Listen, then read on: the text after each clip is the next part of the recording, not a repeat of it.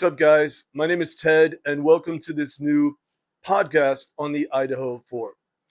Most of you who have followed me for the past 3.5 years on all the social media platforms know that I've been covering and reporting on this case fairly religiously. And I've stayed behind the scenes for good reason. This case obviously is not about me, it's about the victims, their families, and Mr. Koberger, and I've wanted to do my own due diligence. So I watched everything unfold in the pretrial phase, like we all did. I saw this plea deal seemingly come out of nowhere and blindside all of us, including myself. And now that we're in this post plea deal era, we've gotten a lot more intel that's come out, a lot of visuals from the Idaho State Police, from the Moscow Police. We've gotten a lot of the unsealing of the legal disclosures. Some publications have come out. We just have a lot more in front of us, obviously, than we did 3 years ago. And I knew this day would come when I would want to do something that's a little bit more putting myself out there, where we could talk things over about this case and I can kind of share with you some of the knowledge and the results, if you will, of what I've learned about this case. I know that we've obviously seen like the prosecution's theory pretty extensively over the past 3.5 years. We have some other theories out there, but some of this critical intel has come out, like the SV1 footage. Obviously, I think the 1112 King audio, which we'll be talking a lot about here, which kind of filled in some of the gaps, I think, from my perspective, some of the things that I kind of honed in on over the past 3 years, but brought a lot more clarity. So again, I knew this day would come when I would kind of want to put myself out here and say, hey, listen, this is who I am. This is the research that I've done, and kind of bring my version of what I think happened that night out in the public realm. I will follow the defense theory pretty closely, if you will. And I will follow the science of the crime. My background is in science and engineering. I actually came up through the laboratory side of things. I spent a lot of time in the laboratory analyzing data, which is something that I love to do. So we'll be leaning pretty heavily on the science of the crime, the digital and biological forensics, if you will, and then also the legal disclosures. So that's what's kind of led me to this path where we are today. Well, you're going to hear me say 2 a.m., 4 a.m. a lot. So I kind of wanted to lay the foundation for that, the baseline, if you will, so that if I say things in the future, it'll make more sense. So we're going to kind of do a little recap of the prosecution's theory and then add in the defense theory, if you will, that will kind of bring us up current to today. So without further ado, let's get into it. So, to really understand the defense's theory, we have to go back quickly and just recap on the prosecution's theory, which is obviously the 4 a.m. theory. And the genesis and the origin of the prosecution's 4 a.m. theory was obviously Dylan's comments on the 911 call and on the MPD body cam. When she's talking to the dispatcher on the 911 call, we hear her very clearly say pretty much at 4 a.m. And then when later on the body cam, when the police get there, she's talking about a man in the house. So again, that kind of sets the tone for the prosecution's entire case. And it's important again because when I say 4 a.m., certain things need to register into all of our brains. And that is that there was a sole assailant. Dylan didn't hear two men, she didn't hear three, she didn't hear four. There was only one man in that house in that 4 a.m. timeline committing these homicides. And it was in a time period of around 7 to 8 minutes total. So from start to finish, around 7 to 8 minutes. And again, only one man in that house. We know that the defense never conceded or never signaled that Koberger had an accomplice. So I think it's pretty well set in stone. It's that both sides would agree that the prosecution's theory, both the defense and the prosecution would agree that the prosecution's theory, again, was that there was a sole assailant after 4 a.m.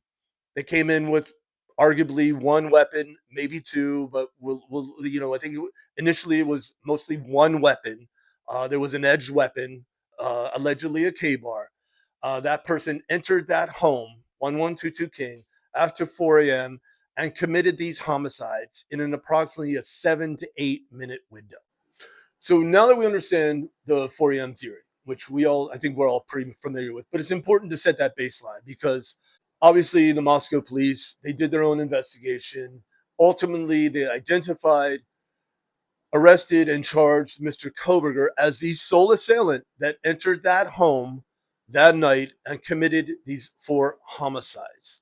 And that's important because it segues into kind of this alibi or innocence phase of the pretrial. As we know, pretty much immediately, Koberger was proclaiming his innocence and saying that he was eager to be exonerated, if you will, they had his cell phone and that would exonerate him. And we know that for mostly up until the time when this plea deal hit, that Koberger had maintained a position of innocence, that he was not in that home that night. He was in his car, admittedly around somewhere around 3 a.m., but that backed by cell data, that he was traveling southwest of Pullman, that he was down that area. And again, we know based on some of these alibi docs, we know that he was down in that area for most of that evening, from around 3 to around, I think the car was returning around 5:26 a.m. But again, what's important here is the dichotomy, which we're going to introduce next, is that the prosecution is saying, okay, Koberger was in this home at 4 a.m. Koberger and the defense were saying, hold up, wait a minute. No, he wasn't in that home. In fact, he wasn't even in the state at that time. He was down in this area over here, southwest of Moscow. So that's important. Again, we have to keep this in mind. So when we're talking about 2 a.m., 4 a.m., let's put this plea deal aside. That's the one thing I would ask, even for those of you who, obviously still very convinced of his guilt, which I respect. That's fine. But knowing that the plea deal, that the Dateline leak was the impetus behind this plea deal, and then also that the special prosecutor investigation is still ongoing, we'll get into all that. But I just encourage everybody to kind of keep an open mind to hear what I have to say. But again, what we've established so far is that 4 a.m. theory, where the prosecution believes that he was in the home. Koberger saying no. All we heard in pretrial phase was no, I wasn't there. So begs the question, if he's saying he wasn't there, then who was in that home that night committing these acts and what was the timeline? Okay, so now that we've established this alibi principle, if you will, that 4 a.m. they're saying he was in the house, Koberger saying, hold up, wait a minute, I wasn't in that house. Let's before we delve into the 2 a.m. aspect of this, let's talk about the car. And I know this is going to ruffle some feathers, and those who followed me for the past 3.5 years know I have some very strong feelings about that vehicle, and have had so since we found out that there was no victim DNA found in that vehicle. I think that was a major turning point in the case for me personally. Let's just put it this way. I have looked at that footage frame by frame. When that footage came out, I was waiting for that. And I have followed that car intently for the past 3.5 years because it's so visual. A lot of you who follow me know that I'm very visual with my content. So I knew that if we're kind of looking at this and Koberger is saying, okay, I'm innocent, I wasn't there, I knew way back that this car was going to play an integral role because it's something that you could see, right? Even if it's grainy, really blurry footage, you can slow that down frame by frame. Whereas the DNA on a sheath is like, it's not really tangible. You can't, if you hold the sheath up, you can't say, okay, show me Koberger's DNA on that sheath. I could never show you. Nobody could ever show you. But I knew this car was going to play a pivotal role. So that's why I was following it so religiously. And I'll be very honest, I'm not here.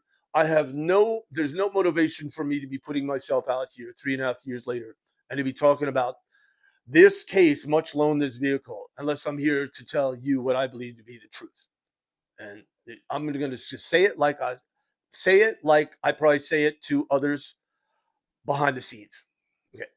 Anybody who's been telling you that that is Mr. Koberger's car circling 1122 King, not only is it Mr. Koberger's car, it's not even Elantra, they have been lying to your face. Okay. Anybody that has been telling you still to this day They're still telling you that that's Mr. Koberger's Elantra circling 1122 King is lying to your face. Okay. I have covered that footage frame by frame by frame. And I'm telling you, the vehicle that is circling around 1122 King is a much longer sedan. Even FBI Immel, who is famously known for tracking down the vehicles associated with the Boston Marathon incident, he agrees. It's a much longer body sedan. An Elantra is not even on his list. The only white Elantra on Ridge Road, and we heard Ms. Taylor talk about this at the motion for Frank's hearing. The only white Elantra, there is a white Elantra that's on 11225 Ridge Road, which is at 4:01 a.m. That's the only vehicle that they ever identified as a white Elantra. But the one circling 1122 King on those patrol laps, if you know what I mean, is a completely different vehicle than the one on Ridge Road. We know that the prosecution doesn't have the footage to back up the path of travel for the Elantra that's traveling on Ridge Road. And the defense was telling us this entire time. The defense absolutely knew leading up to trial that that vehicle was the MPD-4 Fusion. They absolutely knew. And some of you might say, "Oh, okay, Ted. Well, like if they knew this, why are they going to trial? Why aren't they like okay?" It's one thing to know something as an attorney, but being able to prove it in a court of law is something entirely different. And the issue comes about, and we're going to talk about this more, is when you have police officers that are falsifying police reports and lying under oath. So it's difficult, which is has happened in this case. The driver of that vehicle falsified his report. It's difficult when you to prove something if you have mistruths ingrained into the very basis of this case. Did Ann Taylor know that that vehicle was the MPD Ford Fusion? A resounding yes. There's no question. And once we establish that, the defense theory, all the pieces start to come together. It starts to make sense. And the last thing I'll say about this is that we know that prior to trial, prior to this plea deal, only one side's telling the truth here. You have the prosecution and you have the defense. Okay. One side's telling the truth, the other one's not. And I am telling you, and I hate to be like that, I'm telling you, but I'm telling you with all of my heart and my confidence, absolutely it's the defense that was telling the truth. The prosecution's case, full of lies, full of massive police misconduct on this case. Point blank, period. So let's recap what we've talked about so far, because I think what I'm going to do is split this intro into two segments. We covered the 4 a.m. theory, which we're all familiar with, but basically the premise of the 4 a.m. theory is that the prosecution is saying Koberg was there. Koberg gets arrested, say, hold up, no, I wasn't there. I have an alibi. I was driving my car, but I was down here southwest of Moscow. Okay, so along those lines, then we cover the car. And I'm telling you, that is not his car. It's not even an Elantra. So his messaging, and that's why I'm still here, because his messaging is in alignment with the digital forensics, which is something, again, that we can see. I can see that frame by frame. I have slowed that down. If I had any belief that that was an Elantra, I wouldn't be here talking to you today. I'm telling you, it's not his car. Anybody who tells you that it is, they're lying to you. They are lying to you. So if it's not his car, that he wasn't inside that home committing this crime at 4 a.m., that then begs the question, as we've discussed previously, who was in that home and what was the timeline? And that's where we'll pick it up next.